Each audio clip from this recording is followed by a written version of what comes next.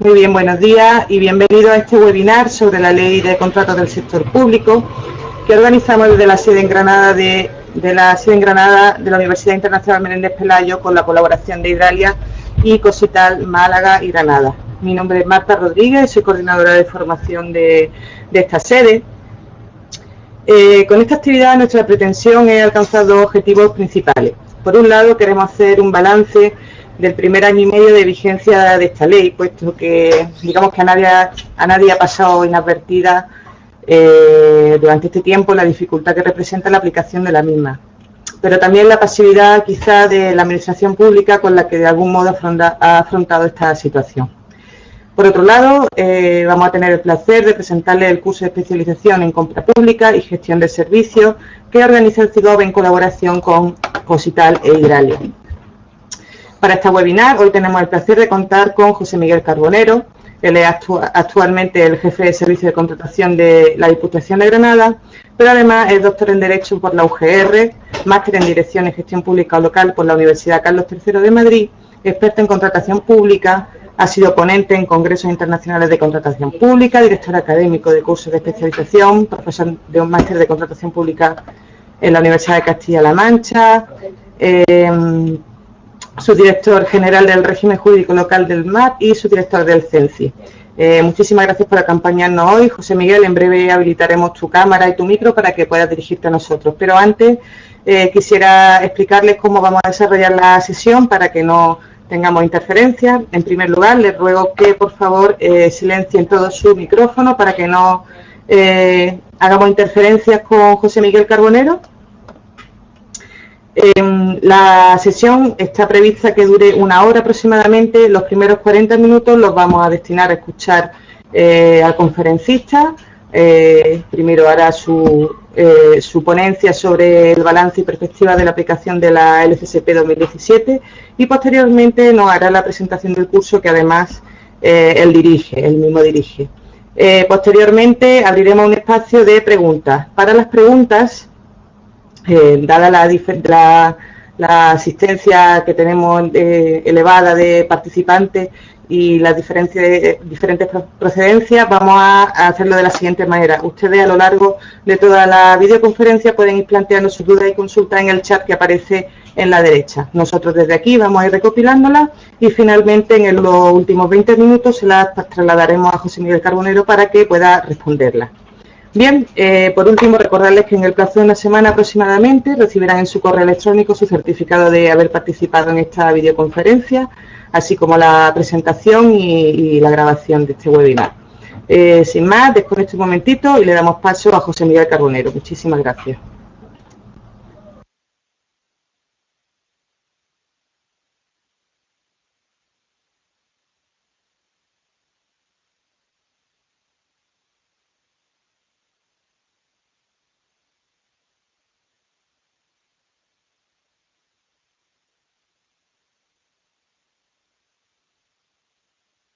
Gracias y en primer lugar pues lo que debo hacer es mi capítulo de agradecimiento.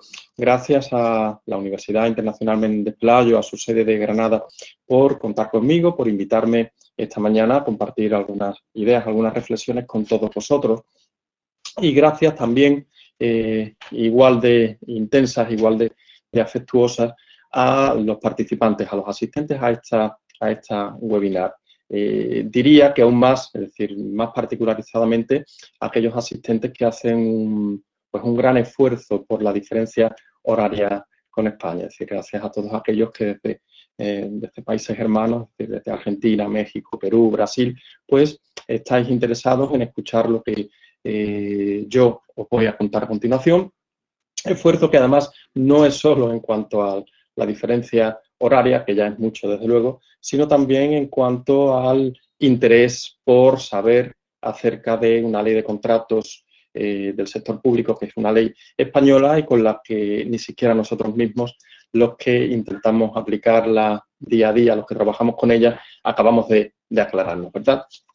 Como digo, muchas gracias a todos vosotros.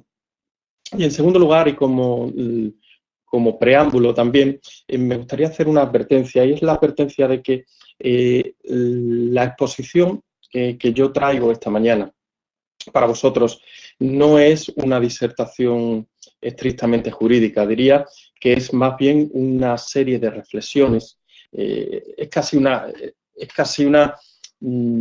la comunicación de una opinión personal, es decir, hacer un balance y opinar sobre las perspectivas de la Ley de Contratos del Sector Público del 2017 no deja de ser algo muy cargado de subjetividad, la subjetividad que en este caso traigo yo después de un año de experiencia de trabajo sobre expedientes en la Diputación de Granada.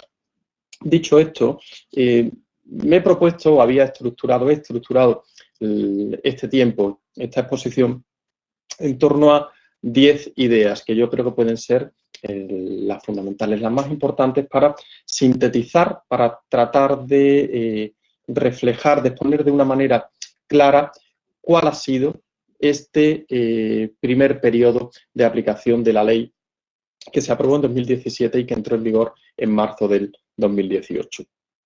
A partir de ahí, la primera idea yo creo que debe ser hacer una reflexión sobre la transparencia, sobre el mandato de transparencia tan rotundo que trajo el legislador español en noviembre del 2017. El hecho de que una ley de contratos del sector público haga un mandato muy rotundo, como decía, sobre la transparencia, desde luego a estas alturas de la vida no es nada sorprendente. Es decir, en el periodo en el que estamos, en la época del derecho público en la que estamos, cualquier nueva entrega de una ley de contratos, desde luego, iba a venir presidida, iba a venir muy tintada por la transparencia con la que se debe conducir toda esa actividad contractual del sector público. Es decir, la ley anterior obedece o corresponde, mejor si corresponde con el año 2007, pero en los sucesivos años, desde luego, las leyes de transparencia han ido marcando la forma de trabajar, la forma de actuar de nuestros gobiernos locales, de todos nuestros gobiernos y de la administración pública, de todo el sector público. Por eso, la ley del 2007, desde luego, no iba a estar ajena a ese mandato. ¿En qué consiste la transparencia que nos ha traído la ley del año 2017, como digo?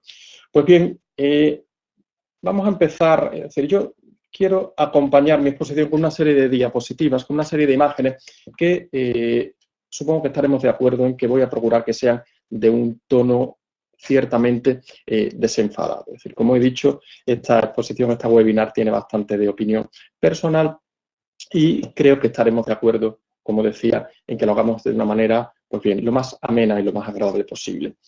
Y estaremos de acuerdo también en que Forges, el desaparecido Forges, con una sola idea y con una sola imagen, desde luego, exponía o transmitía mucho mejor que con los discursos que algunos de nosotros torpemente tratamos de hilvanar.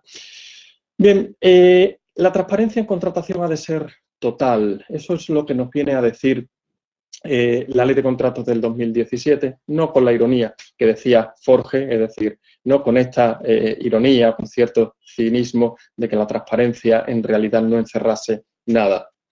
Lo que ordena la ley del año 2017 es que la transparencia presida toda la actividad contractual, es decir, todas las actuaciones de un expediente de contratación, de sus procedimientos y en cualquiera de las fases en las que nos encontremos. Es decir, hasta el 2017 podíamos decir que había transparencia en ciertas fases de la contratación, singularmente en la de las convocatorias públicas, pero eso se ha quedado atrás. Es decir, vamos muchos pasos adelante.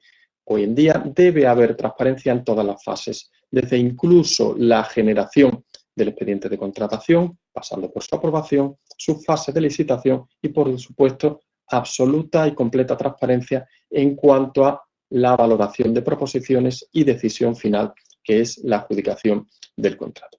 Pues bien, ese debe ser ese...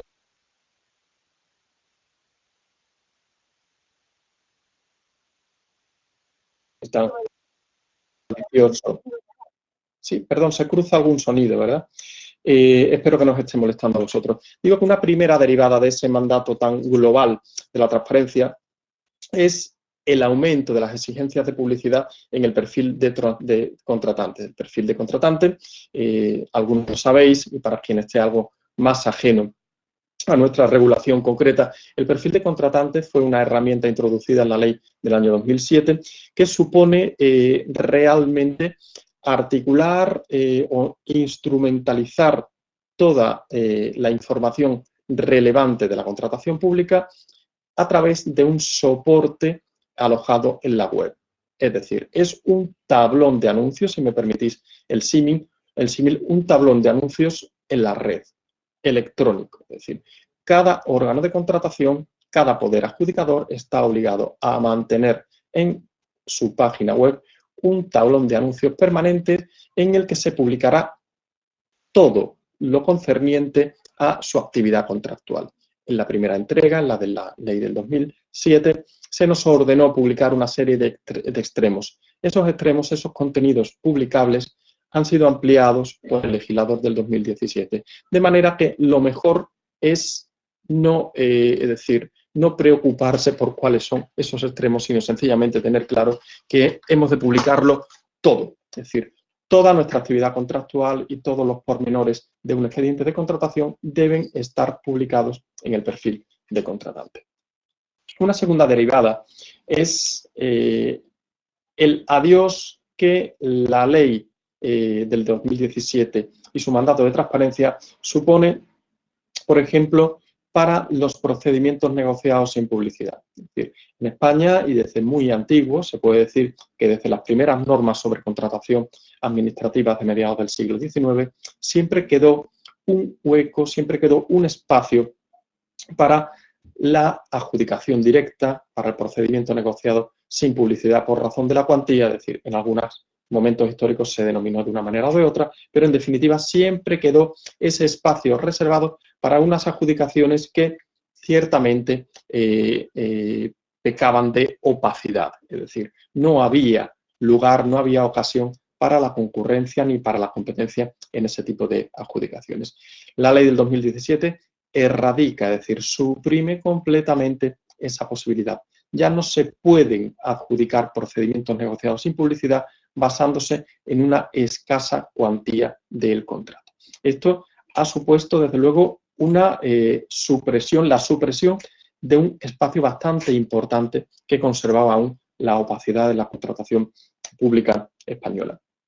Y adiós también, aunque un adiós pero menos, al contrato menor. El contrato menor sigue siendo también un espacio en el que había poca o ninguna competencia. De todos modos, sobre el contrato menor hablaré un poco más adelante. Como tercera derivada de esta primera idea, de la idea de la transparencia, está ahí, es una conclusión lógica, la de el aumento previsible, el aumento esperable en la competencia y el aumento de las oportunidades para los empresarios. Es decir, a más transparencia, a más licitaciones abiertas, a más acceso a la información, más concurrencia y más competencia, lo que redunda en oportunidades de negocio para los empresarios y en una mayor competitividad, una mayor eficiencia, una mayor calidad de los contratos públicos por parte, es decir, como ventaja añadida a los órganos de contratación.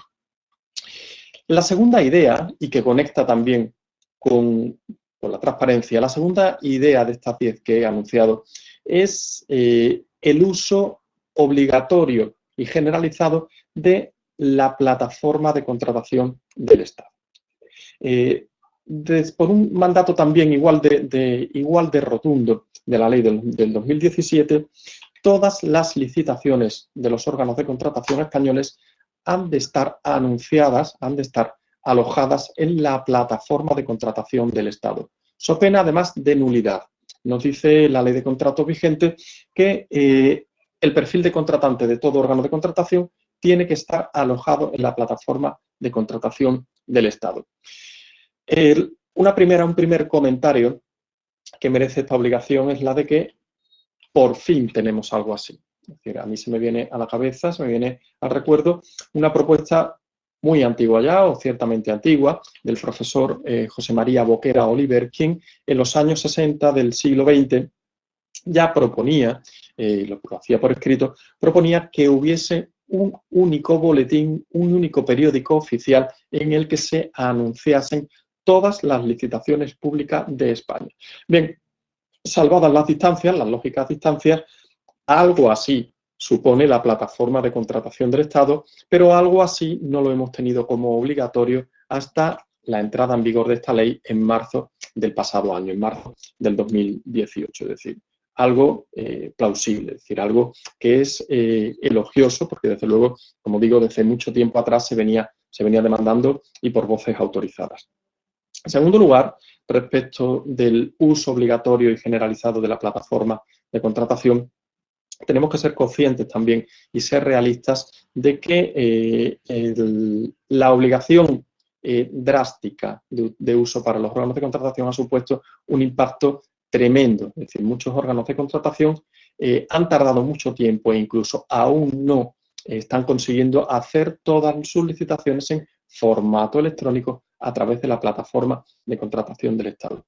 Yo en esto, y mojándome también con mi opinión personal, no es que sea indulgente, pero sí llamo normalmente a la comprensión respecto de los medios que realmente tienen muchos de los órganos de contratación de España. Es decir, no todos los órganos de contratación son muy potentes tecnológicamente y en cuanto a recursos, sino todo lo contrario. La gran mayoría de los órganos de contratación tienen muy escasos recursos. Esto no es ser condescendiente, es decir, es cierto que hay compañeros, hay voces que dicen que a veces hay más pretextos que otra cosa en los órganos de contratación. Esto no es así, es decir, generalizar siempre es equivocarse y desde luego conocer la realidad de todo el repertorio de órganos de contratación de España te lleva a ver que en muchos casos, yo diría que la gran mayoría, no se trata de pretextos, sino de realidad, de capacidad de gestión. De todas maneras, y con esto enlazo con la tercera idea, que es la de la licitación electrónica, de todas maneras, como digo, la evolución yo creo que está siendo muy favorable y el futuro, es decir, la perspectiva que cabe esperar de la licitación electrónica y del uso de la plataforma del Estado, desde luego, a mí me lleva a ser optimista. Licitación electrónica, como digo, la licitación electrónica es obligatoria a día de hoy, es decir, por mandato, por supuesto, de las directivas europeas, del paquete de directivas europeas del año 2014, que están detrás de toda nuestra legislación española, de todo el derecho interno sobre la contratación pública, y en particular la ley del 2017 no ha dejado ya lugar a dudas de que la licitación debe ser electrónica y debemos abandonar la licitación de papel. La licitación electrónica se ha constatado un año después de la vigencia, se ha constatado que aún está muy lejos de cumplir con ese mandato de totalidad, de generalidad.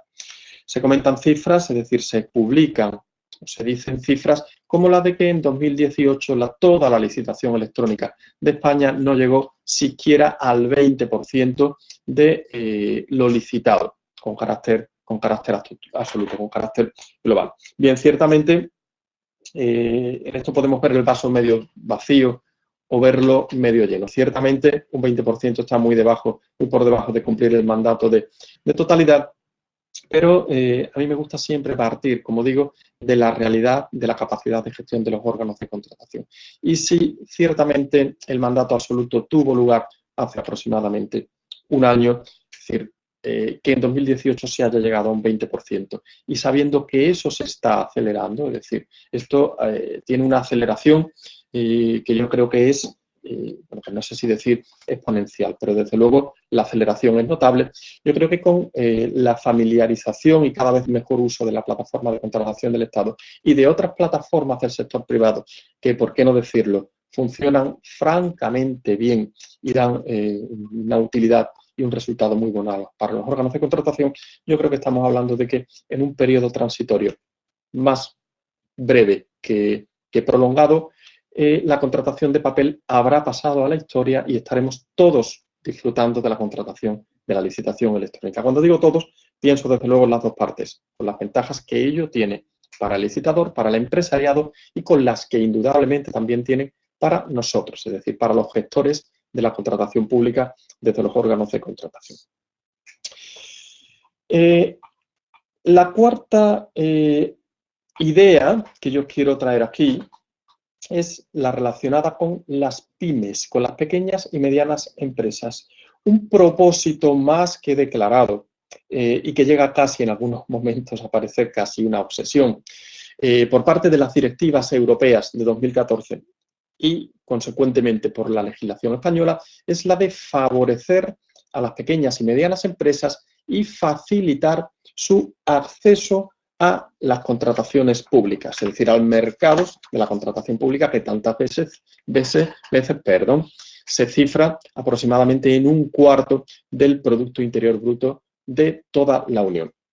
Bien, la ley de contratos se ha empleado o ha tratado de emplearse a fondo con una serie de medidas que favorecen el acceso, como digo, a las licitaciones públicas por parte de las pequeñas y medianas empresas. Es decir, por ejemplo, con la generalización de la división en lotes, para que los lotes sean más adecuados a la capacidad económica, a la capacidad de gestión de las propias empresas, con la simplificación documental, lo cual reduce costes económicos para las empresas, pero además les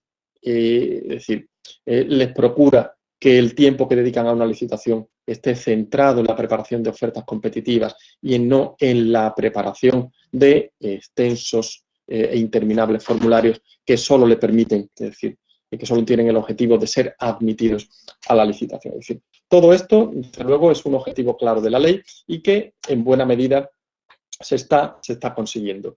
De alguna manera, y como decía al principio, y por alinear o por entreverar de alguna manera también esta exposición con algo un poco desenfadado, de alguna manera se pretende o aspiramos a superar lo que también plasmaba Forges hace muchos años y que en el servicio de contratación de la Diputación de Granada hemos tenido de cabecera siempre los tablones de anuncio, porque reflejaba muy bien cuál era, digamos, la situación de la contratación, de la gestión de los expedientes de contratación. Es decir, aquí vemos,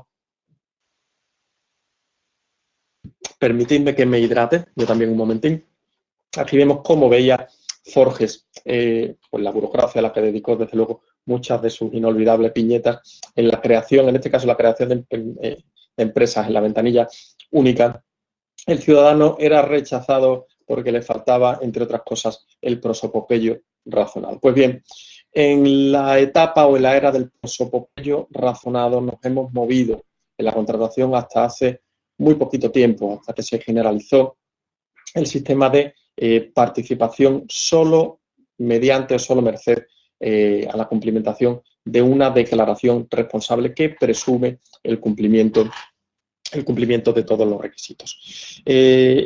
Como me he propuesto dar una opinión muy personal, también diré que el sistema de la declaración responsable, el sistema del DEU, debería ser repensado. Es decir, también es hora de hacer por parte del legislador o por parte de las voces autorizadas una reflexión respecto del uso práctico de las declaraciones responsables, porque realmente pueden estar de alguna manera distorsionando la competencia. Me remito a algunas publicaciones y a algunos otros foros en los que me he extendido sobre esta misma opinión.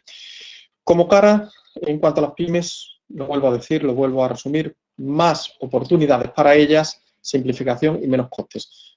Como cruz, pues yo diría que la falta de previsión con la que se ha acompañado la entrada en vigor de la nueva ley. Me refiero, estoy pensando ahora mismo en el colapso del registro oficial de licitadores, el registro estatal de licitadores, que se vio desbordado con miles de solicitudes de inscripción inmediatamente por parte de muchos empresarios españoles y que a día de hoy, salvo que yo esté desactualizado, sigue colapsado, al punto de que la Junta Consultiva de Contratación Administrativa en el mes de septiembre tuvo que salir en auxilio del registro estatal pidiéndonos pues poco más, en fin, nada más y nada menos, si me lo permitís decirlo de esta manera coloquial, pidiéndonos a los órganos de contratación que por ahora no aplicásemos en los procedimientos abiertos simplificados la exigencia rigurosa de la inscripción en el registro oficial, sino que nos conformásemos con una declaración responsable, siendo así que no es eso lo que dice la ley, sino que la Junta Consultiva nos instaba a esa comprensión y, en definitiva, a esa flexibilidad. La quinta idea que yo creo que debe ser destacada es el aumento de la complejidad en la contratación, el aumento de la complejidad en los procedimientos de adjudicación. Desde el principio de los tiempos de la contratación, yo diría que casi ninguna norma que se haya aprobado ha dejado de decirnos en sus exposiciones de motivos que aspiraba a la simplificación procedimental, a la agilización y a la descarga burocrática. Bien, yo creo que ninguna lo ha conseguido. Y la Ley de Contratos del 2017 está por ver. Es decir, actualmente, y a pesar de que en el catálogo de procedimientos aparecen procedimientos simplificados, desde luego los procedimientos de adjudicación no son menos pesados que lo eran anteriormente, sino probablemente más que lo que lo eran. Es decir, el desarrollo de los procedimientos de licitación es mucho más pesado, mucho más penoso que lo que venían siendo hasta la llegada de la nueva norma. De forma y manera que la contratación actual es una materia apta solo para superespecialistas. Es ineludible, es imprescindible la profesionalización de la contratación pública. Es decir, no cualquier operador, no cualquier licenciado que se acerca a la contratación está en condiciones de trabajar con una cierta o con una mínima, con una suficiente seguridad de lo que está haciendo. ¿De acuerdo? Es decir, la contratación hoy día es una gran rama respecto del tronco del derecho público. Pero es que además esta superespecialización resulta que es también multidisciplinar. Hoy día no es posible, no es suficiente tener una alta especialización jurídica en contratación para desenvolver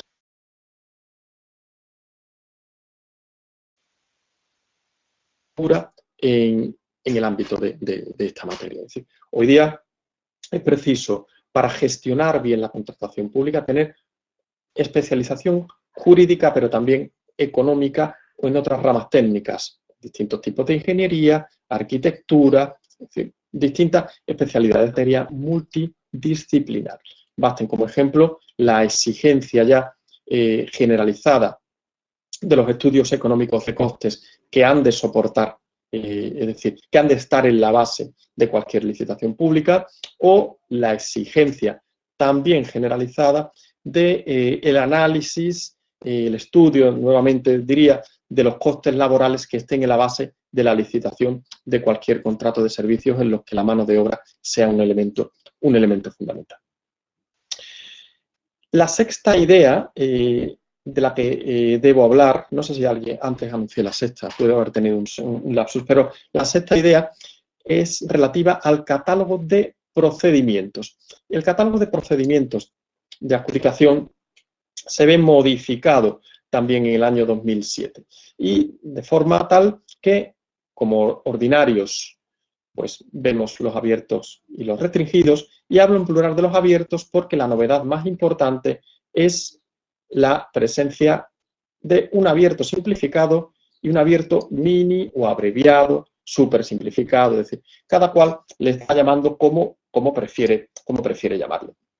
Como procedimientos extraordinarios, podemos ver los negociados sin publicidad, la licitación con negociación, la asociación para innovación, que es ciertamente interesante y ciertamente ambicioso, y como procedimiento extraordinario se cataloga ya sin ningún rodeo, es decir, con toda claridad, la de los contratos menores. Bien, aquí os dejo esta diapositiva en la que están pues sintetizados cuáles son todos los procedimientos de adjudicación que actualmente podemos seguir en España. Os muestro también esta otra forma de presentarlo, que es una tabla de mi compañero Juan Carlos García Melián, en la que además se expresan los umbrales para utilización de cada uno de los procedimientos y los plazos de presentación de las proposiciones, lo cual tiene una indudable utilidad. Respecto, por terminar con la idea de los procedimientos, incluso si alguien quiere sonreír un poco más, pongo en esta presentación este enlace y podrá acceder a un vídeo que, a modo simpático, es decir, a modo de parodia, refleja muy bien cuál puede haber sido la situación de desesperación o de frustración de los operadores de la contratación durante este año, cuando a partir de marzo del 2018 tuvieron que estar inscritos obligatoriamente, perdón, entró en vigor el nuevo catálogo de procedimientos y se empezaban a convocar con procedimientos abiertos, simplificados, súper simplificados, y los licitadores a partir de septiembre del 18 obligatoriamente tenían que estar inscritos en el registro oficial de empresarios para ser admitidos en esas licitaciones, de forma y manera que el registro no podía dar respuesta a todas esas inscripciones. Os animo a verlo para sonreír un poco y en fin, desdramatizar quizás la situación que hemos vivido en este primer periodo, en el que hemos tenido todos los agentes, los privados y los públicos, que digerir un cúmulo, un repertorio de novedades importantes y una serie de exigencias legales y procedimentales muy fuertes, muy duras, sin que se nos haya acompañado de los recursos y de los medios suficientes para afrontarlos, para subirlos, como digo. La séptima idea es la de la nueva, más amplia y más intensa regulación de los criterios de adjudicación. Los criterios de adjudicación son la médula, probablemente son la clave de la bóveda de un procedimiento o de todos los procedimientos de licitación. El legislador, muy consciente de esto que estoy diciendo, dedica ahora una serie de preceptos, 145 en adelante de la ley en vigor, preceptos además muy extensos para tratar de clarificar el régimen jurídico de los criterios de adjudicación. Los criterios no son más ni menos, desde luego, que aquellas pautas o parámetros en los cuales, a través de los cuales o según los cuales se asigna puntuación a cada oferta y acaba determinándose cuál es la oferta más interesante y que por lo tanto debe ser adjudicataria del contrato. Bien, como digo, los artículos 145 y siguientes establecen un amplio repertorio de reglas y requisitos tanto para establecer previamente los criterios de adjudicación como para su posterior aplicación y valoración de las ofertas. Respecto de los criterios, también os dejo por su expresividad esta infografía, igualmente de Juan Carlos García Melián, en el que están todos los requisitos y clases de criterios, y hay una serie de publicaciones, de otras publicaciones e infografías publicadas, y en fin, alguna con carácter práctico he ofrecido yo, como un test de validez para la comprobación de que los criterios son correctos desde el punto de vista jurídico de la nueva ley. En cuanto a los criterios, destaco un par de aspectos como novedosos por parte de la nueva ley. Yo aplaudo que se haya dado el paso siguiendo, desde luego, la jurisprudencia europea, que es la que, de alguna manera, permitirme, quita y pone derecho de la contratación pública, es decir, el derecho de la contratación pública española, me permito decir que tiene una escasísima autonomía, es decir, prácticamente todo el derecho viene marcado desde Europa, todo el derecho de la contratación pública. Pues bien, decía que por fin, y siguiendo los últimos pronunciamientos del Tribunal de Justicia de la Unión, la ley del 2017 admite el uso de la experiencia como criterio de adjudicación en el bien entendido que se trata de la experiencia que puedan aportar las personas físicas, los profesionales que efectivamente van a trabajar en el contrato. Es decir, no es admisible premiar o puntuar como criterio de adjudicación la experiencia de las empresas, porque eso no pasa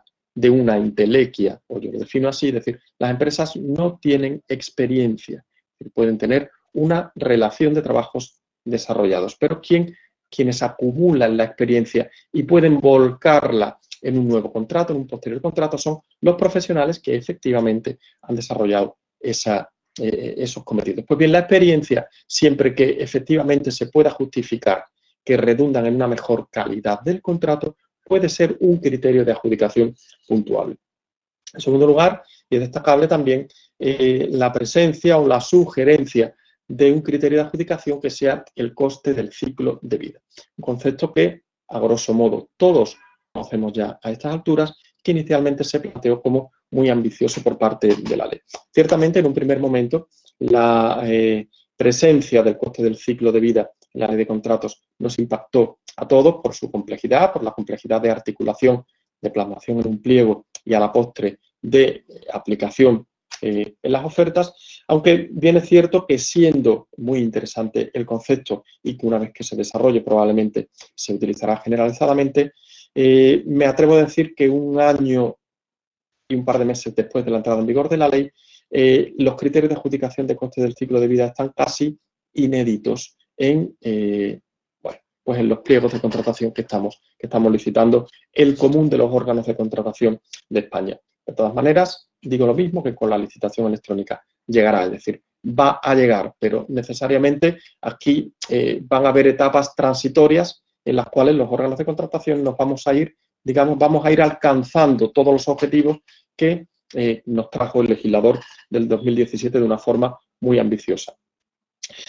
Como octava idea que quiero yo, que quiero comentar con vosotros, a ver, tengo aquí una chuletilla para que no se me quede nada atrás. Sí, quería comentar alguna paradoja también que ha sido apreciable a lo largo de este año. Mirad, aquí hay dos imágenes extraídas son recortes de prensa.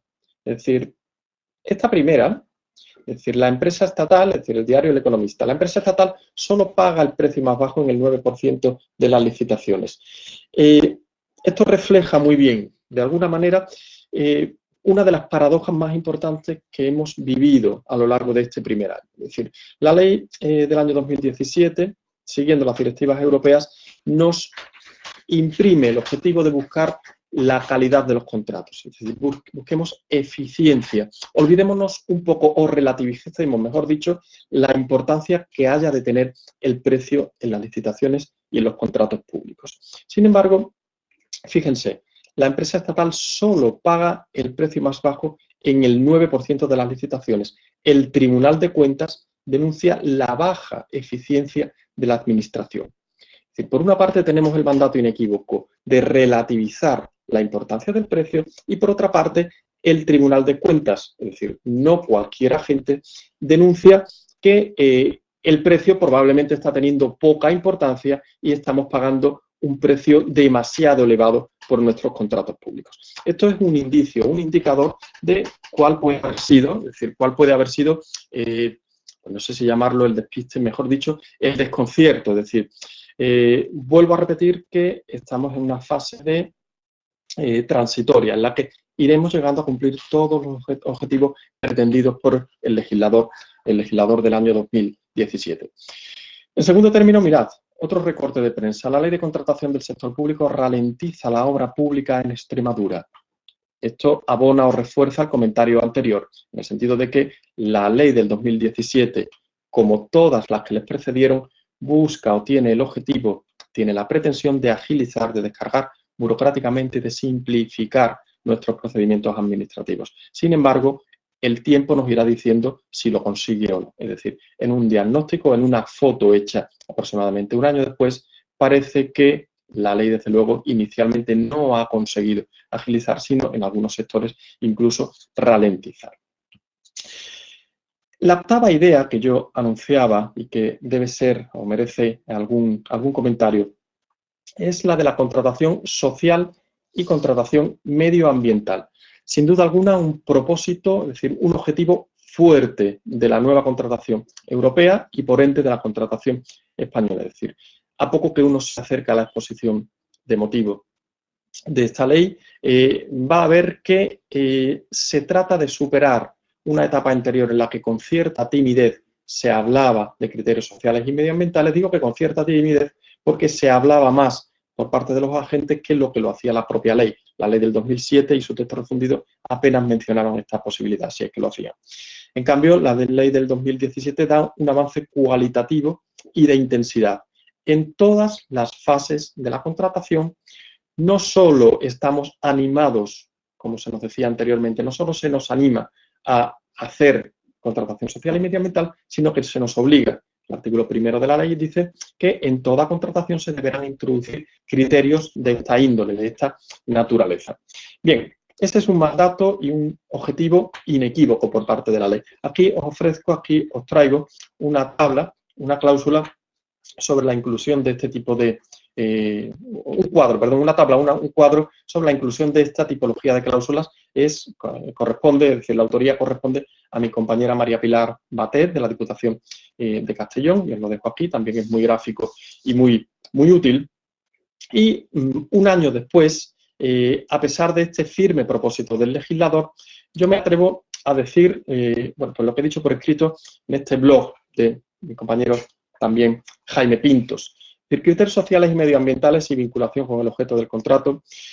El Tribunal Central de Recursos Contractuales hace una especie últimamente de aviso a navegantes y nos viene a decir, permitidme la broma, que allegro ma non troppo. Es decir, a pesar de la proclamación de la ley en su artículo primero, a pesar de que el artículo 145, al hablar de los criterios, refuerza mucho la vinculación de los criterios sociales y medioambientales con el objeto del contrato, a poco que leáis la doctrina más reciente que está recopilada en ese artículo, la doctrina más reciente del Tribunal Central, veréis que no podemos lanzarnos a establecer criterios sociales y medioambientales con una completa alegría, sin hacer un análisis muy riguroso de la vinculación con el objeto del contrato, y ese análisis riguroso exige que tengáis de cabecera, que tengáis en vuestra mesa los pronunciamientos de la ley de contratos, so pena de llevaros ingratas sorpresas, ¿verdad? Porque se están anulando pliegos y criterios que inicialmente parecían que tenían plena justificación con arreglo a la ley. Sin embargo,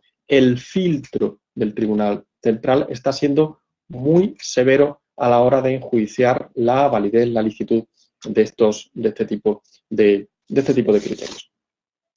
La novena idea, y era ineludible, es decir, era una invitada segura en esta exposición, es la del protagonismo del contrato menor.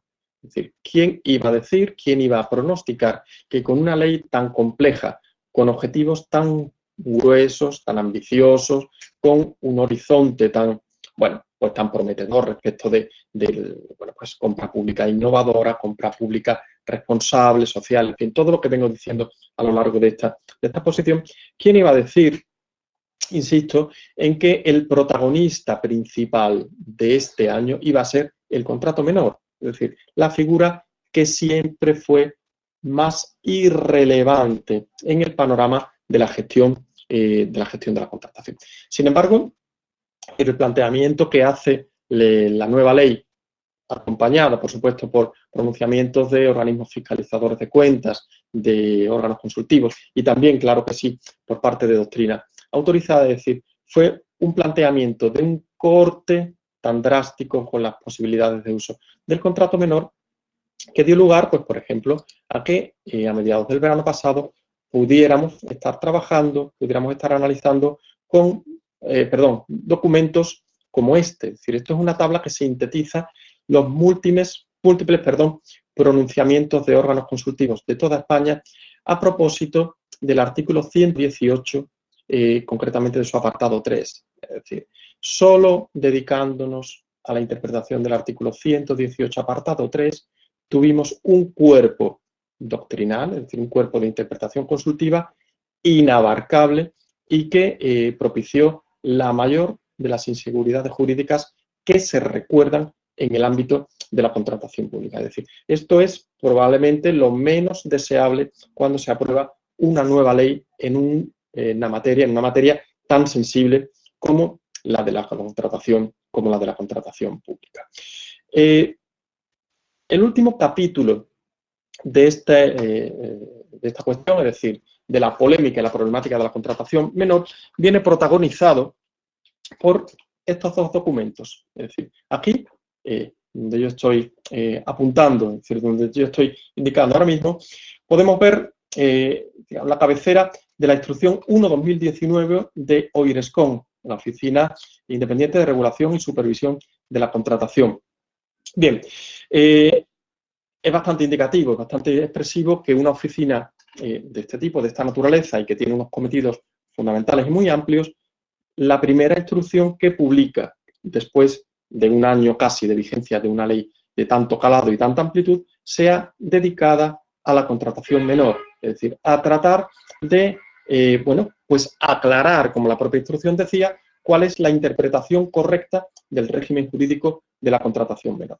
Ciertamente, la instrucción de Oirescon ha despertado, es decir, dio lugar, originó una polémica enorme, es decir, desde el punto de vista de si realmente es vinculante para todos los órganos de contratación o no lo es decir, realmente excede el ámbito de su competencia o no, es decir, para esto o sobre esto podemos encontrar bueno, doctrinas y opiniones en sentidos muy contrapuestos. Pero por si no fuera suficiente esa incertidumbre o esa inseguridad en la que los operadores jurídicos se están moviendo hoy día a la hora de aplicar la norma, hace varios días se publica lo que ahora estoy marcando, la circular 1/2019 también, de la Dirección General de Contratación del Gobierno de Aragón, en la que nada más y nada menos que razonadamente también, es decir, con fundamentos jurídicos que pueden compartirse o no, al igual que los de Oirescon, se determina que esa instrucción aclaratoria de la oficina independiente no es aplicable en el ámbito de la Comunidad Autónoma de Aragón. Es decir, la confusión, un año y pico después, sigue estando servida y los operadores, es decir, los que a pie de expediente trabajamos e intentamos contratar de la forma correcta con arreglo a la ley, seguimos sin tener un panorama jurídico claro. Esto es ciertamente lamentable, es decir, que al menos en el ámbito del contrato menor no tengamos absoluta certeza, absoluta seguridad jurídica. Y paso con esta última expresión a la décima y última idea, que para mí, si me permitís este resumen apurado, para mí es la clave y me valdría como cierre y como último, digamos, como idea última y principal de lo que ha sido el primer año de vigencia de la Ley de Contratos del Sector Público. Titulo esa diapositiva como Ley de Contratos y Seguridad Jurídica. Es decir, no estoy muy de acuerdo con las etiquetas de mi presentación cuando se dice que soy experto en contratación pública, porque creo que hoy día es muy difícil etiquetarse de esa manera, pero lo que sí tengo son años de experiencia y puedo afirmar que estamos viviendo la etapa de mayor inseguridad jurídica que yo he conocido en la contratación pública, a pesar de tener leyes más desarrolladas, más sofisticadas y más pormenorizadas. Pues bien, la inseguridad jurídica es lo que preside la aplicación de la misma. En esta diapositiva he tratado de ser, pues también, lo más gráfico, lo más expresivo, y sitúo a esta criatura en el centro, haciendo equilibrismo. El derecho al final es guardar equilibrio muchas veces.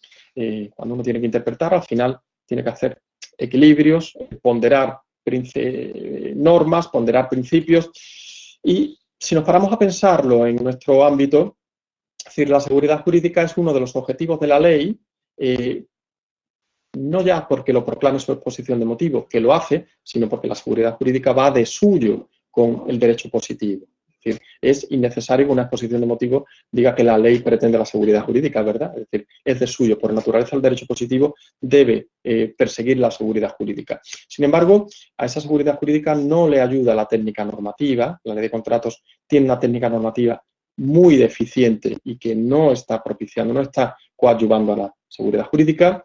Su densidad, su complejidad y la especialización que requieren, desde luego, abona esto que estoy comentando, es decir, la falta de seguridad. Y por último, y un último pilar importante, es la multiplicidad de intérpretes que estamos conociendo.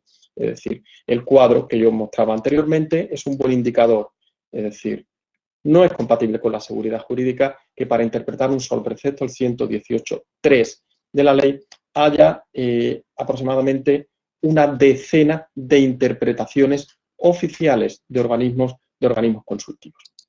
De esta manera, pienso que se puede cerrar cuál es mi balance personal, insistiendo en que se trata de una opinión subjetiva basada en la experiencia, en el punto de vista que me da un año de trabajo con expedientes. Como ejemplos de la inseguridad jurídica podemos traer muchos, es decir, para ir cerrando y no agotaros la paciencia. En los últimos días puesta en el debate, digamos, de los profesionales de la materia, está el hecho de que parece que el Tribunal Central de Contratación Administrativa ha cambiado su criterio en cuanto a las fórmulas de valoración del precio, en particular respecto de los umbrales de saciedad, que para los que nos dedicamos a esto sabemos que han estado proscritos en los últimos años por pronunciamientos de tribunales y de organismos fiscalizadores de cuentas. Sin embargo, el Tribunal Central de Contratación Administrativa nos está diciendo en resoluciones como la 976 y 1204 del 2018, nos está diciendo que justificadamente y en determinadas circunstancias sí que son admisibles. Esto al órgano de contratación lo deja, desde luego, en una situación de inseguridad bastante preocupante. Otro ejemplo fue el de los contratos menores y, si queréis, podéis encontrar muchos otros más. Yo ofrezco este par de ellos y lo dejo como reflexión final y me quedo abierto, en este punto me quedo abierto a las sugerencias, a los comentarios y a las preguntas que vosotros hagáis al final de la webinar. Ahora voy a pasar a una segunda parte de esta sesión que anunciaba hace un ratito Marta Rodríguez. En toda mi exposición y en realidad, digamos, en el marco de la contratación pública actual, está muy presente la necesidad de profesionalización de los agentes que nos dedicamos a este mundo, a este ámbito. Digo los agentes porque estoy pensando no solo en los profesionales del sector público, sino también en los profesionales del sector privado, es decir, los que concurren a la contratación como empresariado, como licitadores, como asesores de cualquier especialidad para acceder a la contratación pública. Pues bien, con el ánimo de contribuir, es decir, de hacer una aportación importante a la profesionalización de la contratación pública, a mí me corresponde esta mañana también presentaros una iniciativa verdaderamente ilusionante de la Universidad Internacional Menéndez Pelayo, en su sede de Granada, en colaboración con COSITAL, Colegio de Secretarios e Interventores y Tesoreros de Administración Local, y la Cátedra Hidralia UGR. Os presentamos esta mañana el curso de especialización en compra pública y gestión de servicios que pues tengo la enorme suerte de dirigir académicamente, de modo que desde el primer momento en esta ocasión pública agradezco, insisto, a la Universidad Internacional Menéndez Pelayo la oportunidad que me da para disfrutar de alguna manera y aportar en la tarea importante de profesionalización de este sector. Bien, CECON 2019 va a ser un curso de especialización que tiene el siguiente planteamiento que consideramos amplio, que consideramos suficientemente ambicioso para cumplir con las expectativas. Es decir, va a ser un curso cuyo programa es enormemente amplio, estructurado de la forma que veis, es decir, en 6 módulos, cada uno de los cuales va a estar centrado en alguna de las grandes fases de la contratación. Empezaremos por analizar la planificación y preparación de los contratos, conceptos y etapas que en la era actual, es decir, digamos, en la era de las directivas del 2014 y Ley 17, toman mucha más carta de naturaleza que la que tenía anteriormente, y finalizaremos por la ejecución y extinción de los contratos, pasando por módulos centrados en cuestiones luego bastante relevantes como el contratista público y a las que no siempre se le dedica la suficiente atención, la economía y la compra pública, o en aspectos tan cruciales como venimos diciendo esta mañana, como son el compliance, transparencia y el control de la compra pública. Bien, esta va a ser la estructura general del curso, una estructura modular, pero que además, por su metodología, va a facilitar mucho la participación, el concurso de todos los asistentes. Lo va a hacer porque su formato es flexible, es decir, va a tener sesiones presenciales, pero va a tener también etapas o sesiones, o periodos, mejor dicho, periodos virtuales, para facilitar en la mayor medida posible que las circunstancias de cada alumno, de cada asistentes no sean un impedimento para aprovechar finalmente todo lo que ofrece el curso de especialización CECOM 2019. El planteamiento, como digo, va a ser amplio y profundo, acorde con la alta especialización que he venido diciendo a lo largo de la webinar de esta mañana. Programa de materias va a tratar los puntos clave, críticos y problemáticos a los que cada uno de nosotros nos enfrentamos a lo largo de la gestión de expedientes, es decir, los estudios económicos de costes, la problemática de los contratos de trabajo, los contratos públicos, es decir, subrogación de personal laboral, las consultas preliminares de mercado, los conflictos de ejecución, los recursos especiales en materia de contratación. Es decir, se me vienen a la cabeza una serie casi interminable de puntos críticos que van a ser abordados monográficamente por profesionales del más alto nivel para tratar, efectivamente, de ir alcanzando la profesionalización que hoy día necesitamos. La metodología es también ambiciosa y es la idónea. Es decir, vamos a conjugar una metodología tanto teórica como práctica, de manera que, al igual que tendremos ponencias magistrales, tendremos talleres prácticos, sesiones netamente prácticas en las que se resolverán problemas de la realidad de la contratación pública. Como he anunciado antes, habrán sesiones presenciales y virtuales y todo el curso va a tener un marcado componente participativo. Es decir, vamos a crear comunidad, es decir, vamos a hacer una comunidad de participantes en CECOM, de manera que todos nos alimentaremos mutuamente el conocimiento e iremos avanzando en esa especialización, en esa profesionalización que es ineludible, que es imprescindible hoy día para gestionar.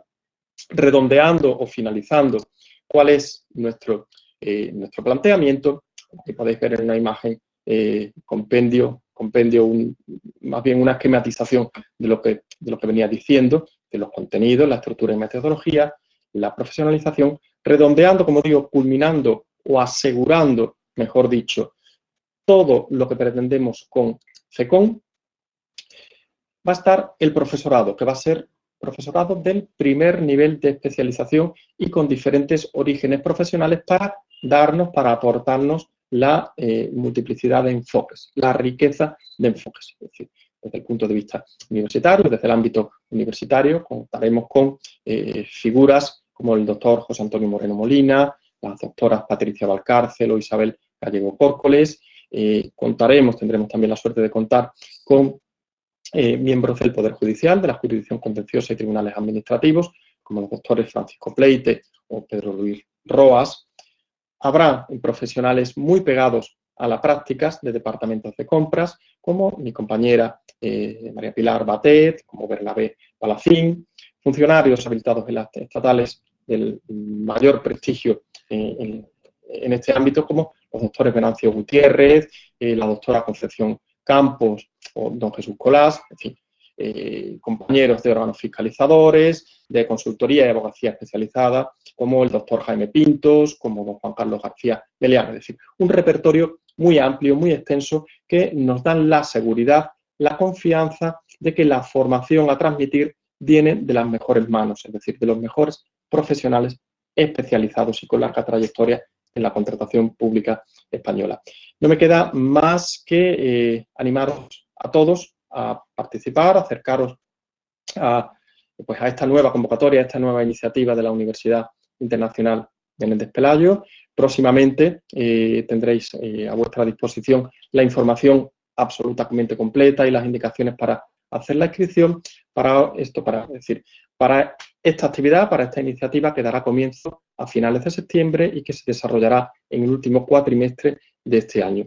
Por mi parte, espero haber sido suficientemente claro, espero haber aportado alguna idea de utilidad y quedo a vuestra disposición a partir de este momento. Muy bien, muchísimas gracias, José Miguel. Excelente la presentación. Respaldo todo lo indicado sobre el curso que estamos promoviendo con muchísima ilusión desde la sede en Granada de la UIMP. Aquí en el chat de la derecha he dejado la información, el link en el cual pueden inscribirse, la dirección de correo electrónico a la que pueden dirigir sus preguntas, sus consultas, etcétera. Le damos un minutito a José Miguel para que revise las consultas. No sé si las puedes ver en el documento que tenemos compartido. Sí, cierto, lo veo. Perfecto. Bueno, si estamos listos, ¿comenzamos ya? Sí. Perfecto. Bien, sí, lo hago instantáneamente, se puede decir, ¿verdad? Sí, claro que sí, gracias. Pregunta Liliana Ladrón de Guevara si yo creo que la regulación de los contratos menores contempladas en la ley y que las interpretaciones sobre ellas que han realizado favorecen la gestión de las entidades locales. Liliana, esta es una de esas preguntas que fácilmente se pueden responder con un sí o un no, ¿verdad? Esto se responde con un no. Es decir, en absoluto favorece la gestión. De hecho, lo que yo he tratado de decir o de transmitir es todo lo contrario. Es decir, la regulación de los contratos menores que aparece en la ley, por una parte no es suficiente, parece que le falta algo para que solo con la letra del artículo 118 fuéramos capaces de saber cómo se aplica la regla de incompatibilidad, es decir, fuésemos capaces de saber si la incompatibilidad para acumular adjudicaciones o contratos menores de un mismo empresario se refiere a un tipo de contrato o se refiere al objeto contractual que previamente ya se ha concertado, ¿verdad? Es decir, la ley debería ser acabada, al menos en esta cuestión, y sin embargo no lo es, dando lugar pues a la pléyade interminable de interpretaciones que han venido después, que han sido no coincidentes y que por lo tanto han sembrado una incertidumbre muy preocupante y una inseguridad muy peligrosa para todos los que nos dedicamos a esto. Es decir, ¿favorece la regulación de los contratos menores la gestión de las entidades locales? No, en absoluto.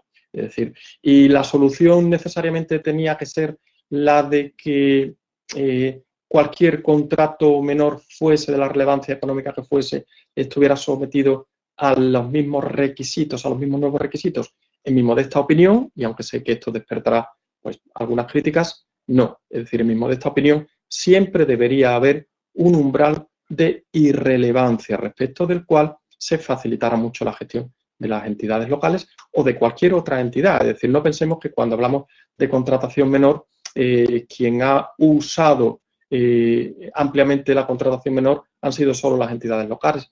Ellas lo han hecho, claro que sí, pero las comunidades autónomas y el Estado también. Es decir, no pensemos que en esos otros ámbitos de gestión no utilizaban ampliamente la contratación menor, porque también era así. César Ramírez, además de darnos los buenos días César, nos habla dice, profesor, nos habla de la obligatoriedad de presentar las licitaciones electrónicamente. Pero la realidad que nos encontramos es que muchas administraciones públicas aún no disponen de los medios necesarios o el funcionamiento electrónico no es el correcto.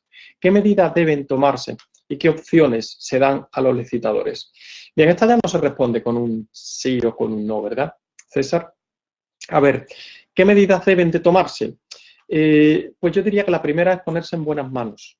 Es decir, hoy día yo creo que tenemos muy buenas manos para ayudarnos a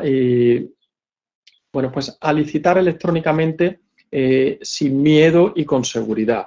¿De acuerdo? Es decir, y tenemos muy buenas manos, para que nadie piense que tengo una preferencia u otra, tenemos muy buenas manos, tanto para adentrarnos en el manejo, en el uso de la plataforma de contratación pública estatal, del Estado. Sin embargo, en Diputación de Granada recientemente hemos recibido una ayuda especializada muy importante que nos está dando mucha seguridad para desarrollar todas nuestras licitaciones electrónicas en esa plataforma, pero igualmente hay iniciativas privadas, es decir, que fácilmente están localizables en las redes, y si no yo, es decir, tampoco tengo inconveniente fuera de la webinar en decir la opinión que tengo de algunas de ellas, pues digo que hay iniciativas privadas, plataformas, herramientas que son sencillas, intuitivas y diría que incluso económicas al alcance de la mayoría de los órganos de contratación y que nos permiten licitar electrónicamente con tranquilidad, con confianza y con seguridad jurídica. ¿Qué opciones se dan a los licitadores? Bueno, los licitadores, desde luego, están necesitados cada vez más de una formación especializada que les familiarice con las nuevas dinámicas de la contratación, dinámicas entre las que destacadamente está el uso de plataforma electrónica de licitación.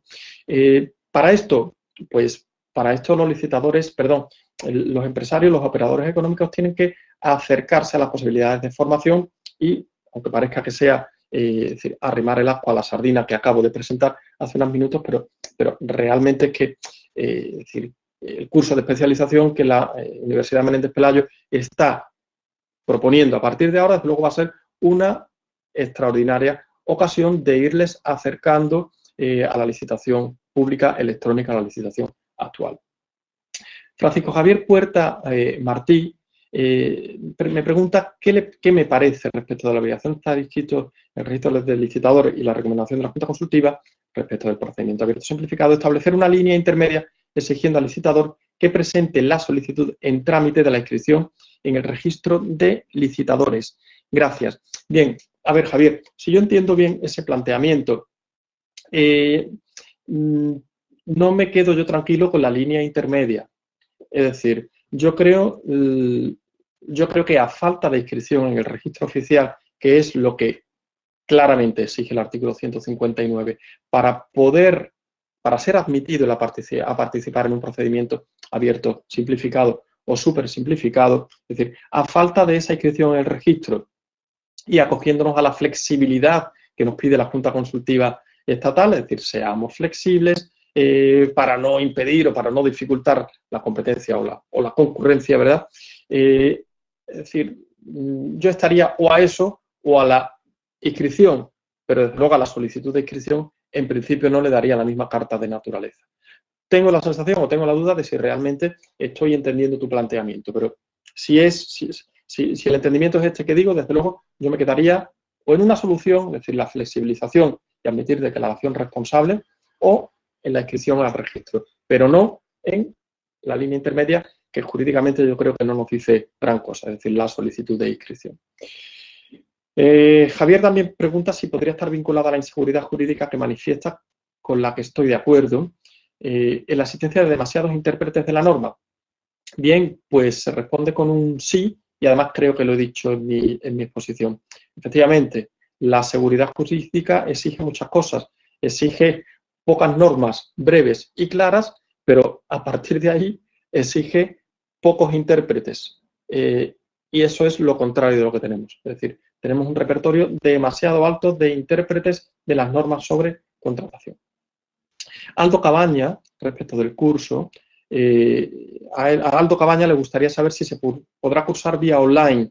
Responder que sí, visualizar. Bien, esta es una anotación. Efectivamente, lo he apuntado, pero ahora lo hago más explícito.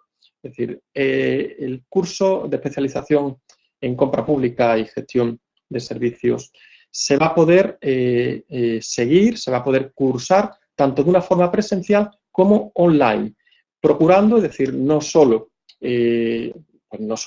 hacerlo, es decir, un recurso didáctico, es decir, una acción formativa al uso de los tiempos, es decir, con los recursos tecnológicos que hoy día tenemos y que venimos desarrollando desde hace mucho tiempo en esta propia casa, sino facilitar, es decir, a los usuarios, a los agentes de la contratación, que sus circunstancias no le dificulten la profesionalización.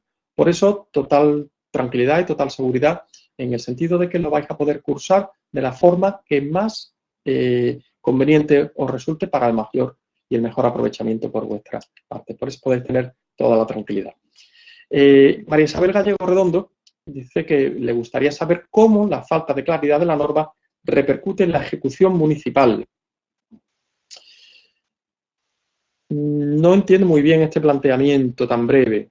Saber cómo la falta de claridad de la norma repercute en la ejecución municipal o en la gestión municipal, quizá. Pues bueno, repercute de muchas formas. Repercute, por ejemplo, porque en la ejecución municipal, en la gestión municipal, a ver, aclaro la cuestión, acabo de exigir la solicitud de inscripción. Ah, bien, este es Javier Puerta Martín.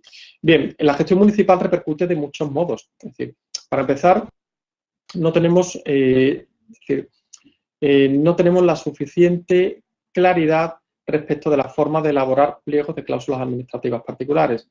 Retomo un ejemplo de la exposición anterior, es decir, tenemos cierta inseguridad jurídica respecto de qué criterios de adjudicación son admisibles o no conforme a la nueva ley. Recuerda lo que dije hace un momento de las fórmulas de valoración del precio, de los umbrales de saciedad, ¿de acuerdo?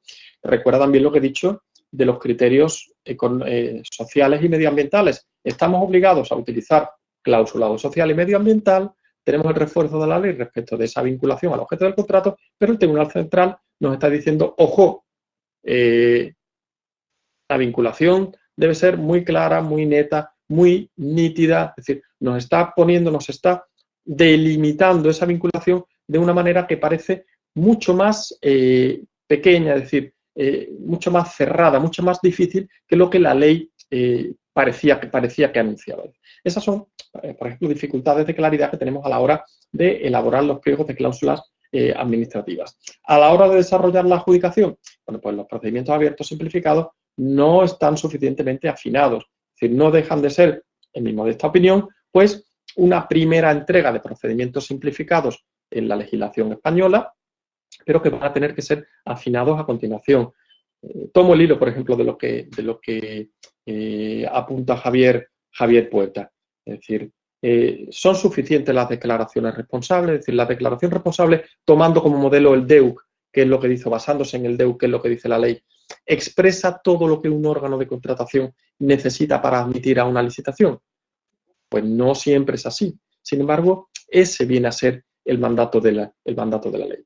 Es decir, cuestiones como estas las tenemos múltiples, ¿no? Esas son faltas de claridad desde la norma y además luego discrepancias en los órganos consultivos que nos dificultan la gestión municipal.